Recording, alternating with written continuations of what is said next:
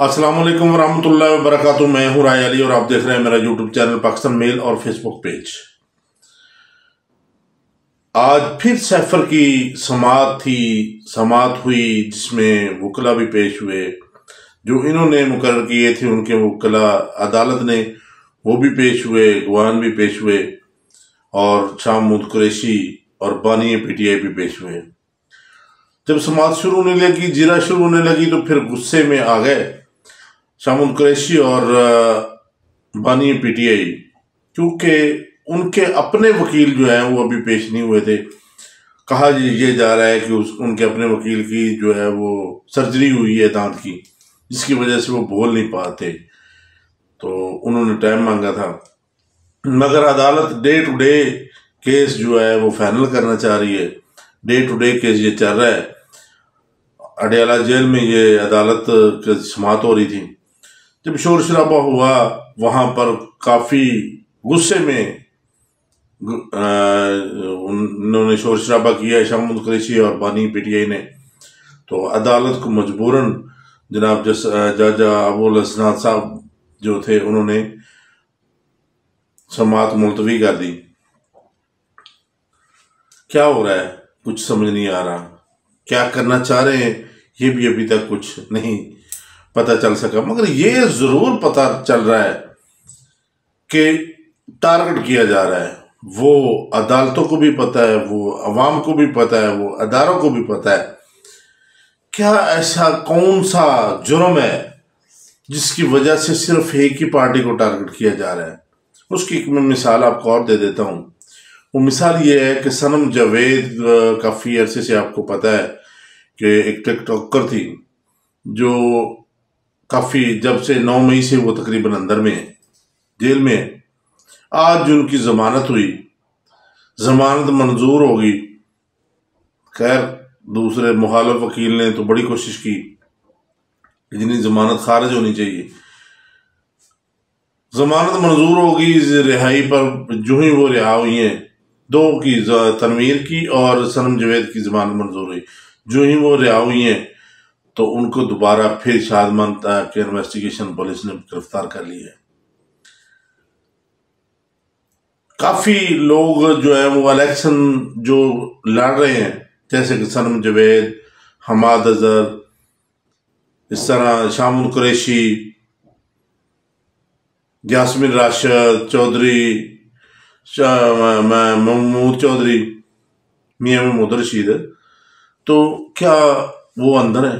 तो कैसे उनके इलेक्शन, फिर उनको बैनर नहीं लगाने दिए जा रहे, फिर उनको कोई भी जलसा जुलूस नहीं करने दिया जा रहा। मैंने कल भी अपने ब्लॉग में कहा था कि दफा 44 इन्होंने लगा दी। वही दफा 44 क्या सियालकोट में लागू नहीं होती थी?